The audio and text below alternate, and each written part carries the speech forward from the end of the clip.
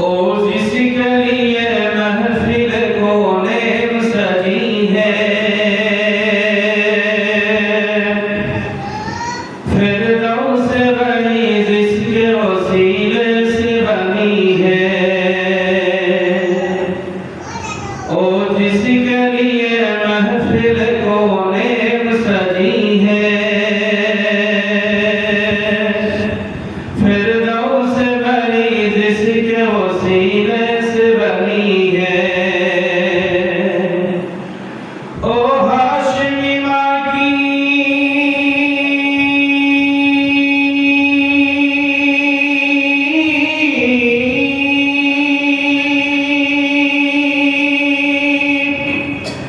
ओ हाशिमी माँ की मदनी उल अरबी है। ओ मेरा नबी मेरा नबी मेरा नबी है। ओ मेरा नबी मेरा नबी मेरा नबी है। अहमद के मोहम्मद के वही खत्म रसूल है। मखदूम मुरब्बी के वही औलिए कुल है। अहमद के मोहम्मद के वही खत्म रसूल है। मखदूम मुरब्बी के वही औलिए कुल है। उस पर ही नजर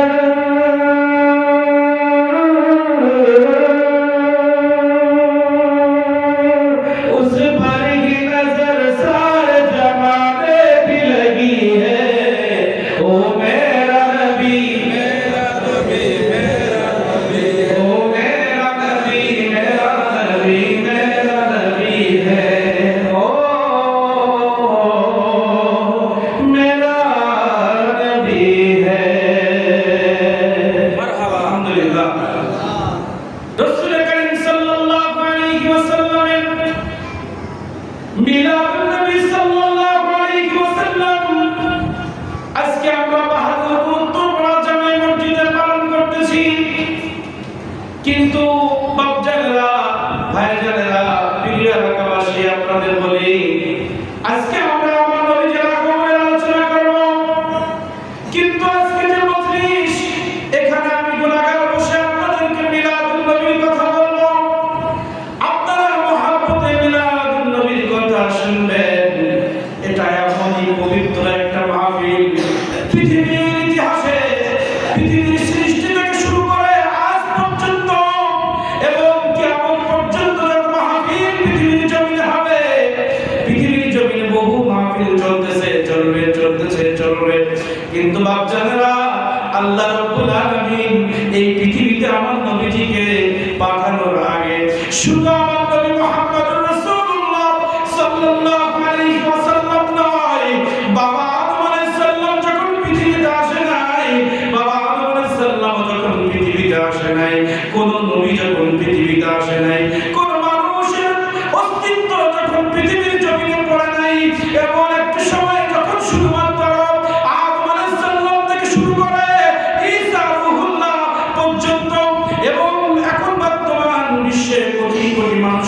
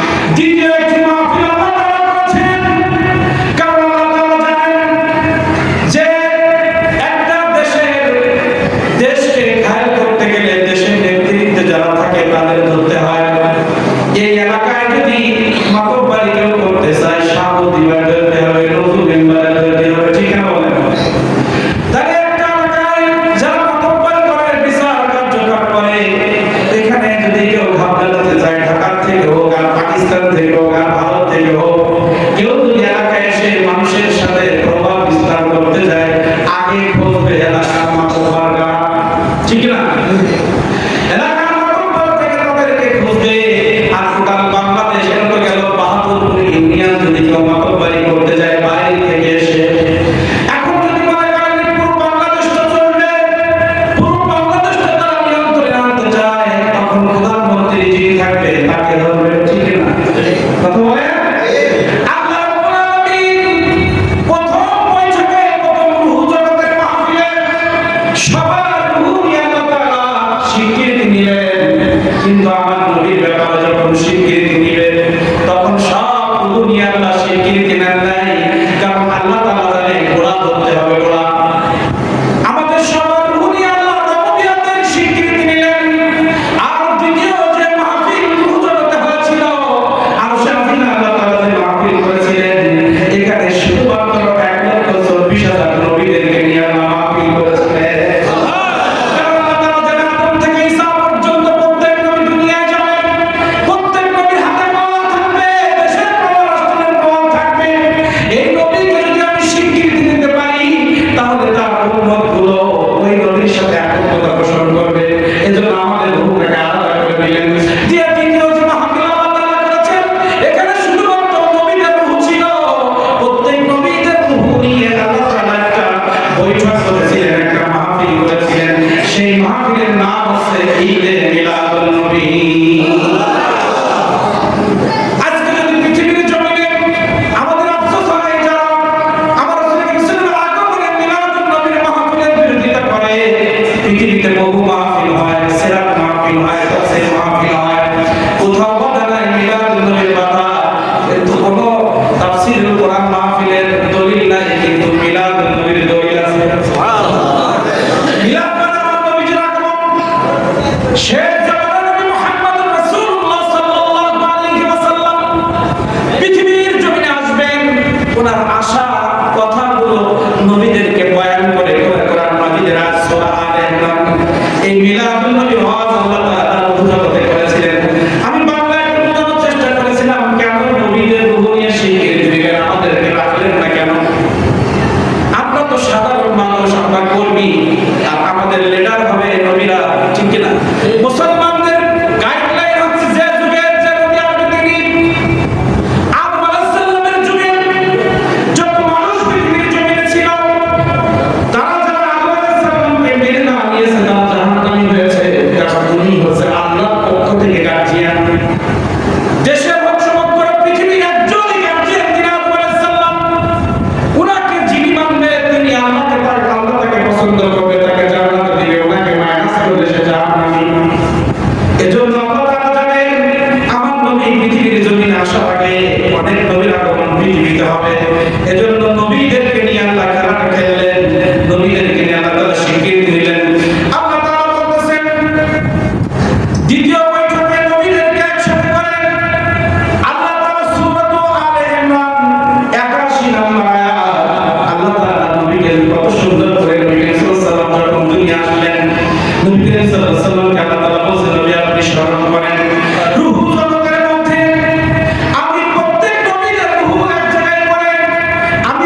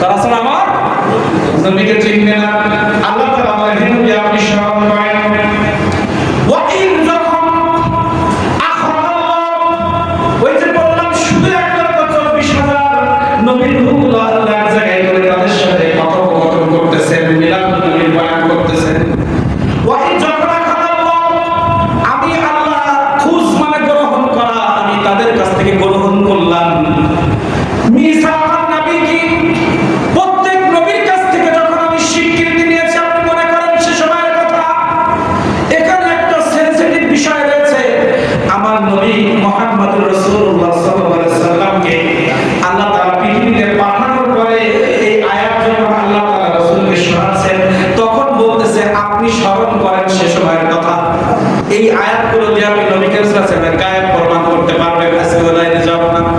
রাসূল সাল্লাল্লাহু আলাইহি ওয়াসাল্লামকে বলতেছেন আপনি স্মরণ করেন, তার মানে এই ঘটনা আমার নবী আগে থেকে জানতেন।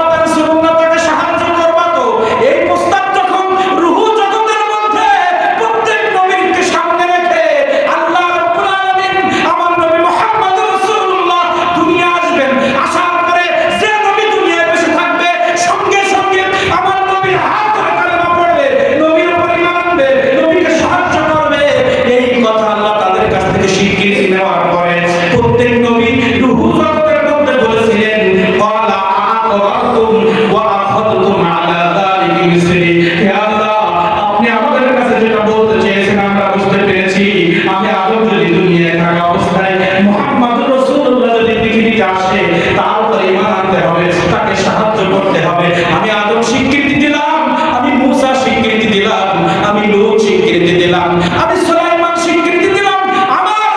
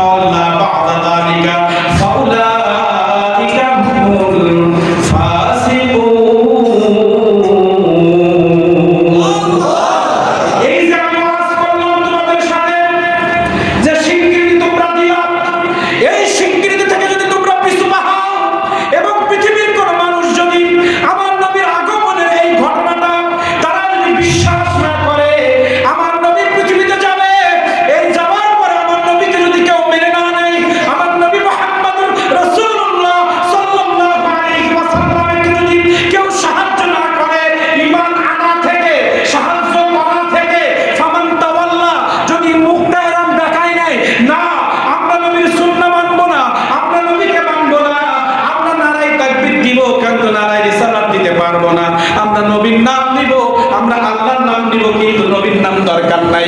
এইভাবে যদি আমার নবীর সাথে বেয়াদবি করো, আমার নবীর সম্মান নিয়ে যদি খেলা করো, তাহলে খেলা তামাশা করো, বেয়াদবি করো, মুখ ফিরিয়ে দাও, আমি আল্লাহ বলে দিলাম ফাউলাইকা হুমুল ফাসিকুন, তোমরা পাপিষ্ঠ হবা, তোমরা ফাসিক হবা, তোমরা ঈমানহারা হয়ে যাবে। তোমরা কি হবা? পাপিষ্ঠ হয়ে যাবা যদি আমার নবীর থেকে তোমরা মুখ ফেরায় না। নবীর থেকে কেমন মুখ ফেরায়? নবীর সুন্নাহর কথা বললে টিটকিরি করে। কি করে? টিটকিরি হয়। হয় কি হয় না? এই যে আমরা একটা আয়াতের আলোচনা করলাম, এখানে কি বোঝা গেল? আমার আল্লাহ তাআলা রূহ জগতে যে ওয়াজের মাহফিল করেছিলেন সেটা ছিল মিলাদুন নবীর মাহফিল।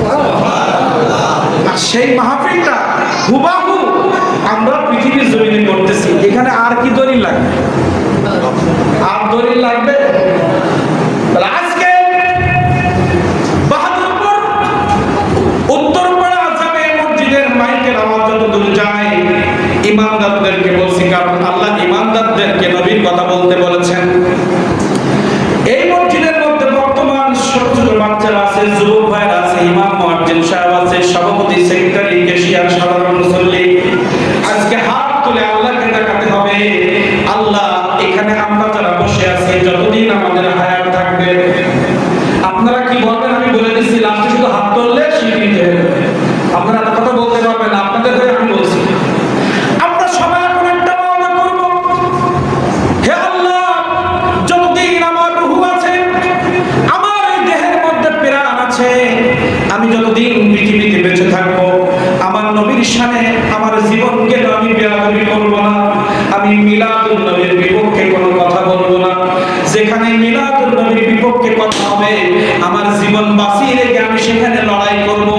আর আমার সন্তানদেরকে আমি শিক্ষা দিয়ে যাব, বাবা জীবনে কোনোদিন মিলাদুন নবীর বিপক্ষে যাইবা না। যদি পারো বছরে একবার মিলাদুন নবীর অনুষ্ঠান করবা, আর যদি তোমার সামর্থ্য না থাকে, যেখানে অনুষ্ঠান হবে 100 টাকা 500 টাকা দিয়ে হলেও সহযোগিতা করবা। যদি সহযোগিতা না করতে পারো, বাবা আমি তোমার পিতা হয়ে আমি তো আল্লাহর কাছে মসজিদ উত্তরপাড়া জামে মসজিদে ওয়াদা করে এসেছি, আমি ওয়াদা করেছি মিলাদুন নবীর পক্ষে যতদিন বেঁচে থাকবো। কারণ এই মিলাদুন নবীর অনুষ্ঠান আমার আল্লাহ করেছেন, এত বরকতময় অনুষ্ঠান পৃথিবীর জমিনে আর নাই। আমি মসজিদে দাঁড়িয়ে মসজিদে বসে হাত উঁচু করে ওয়াদা করেছি।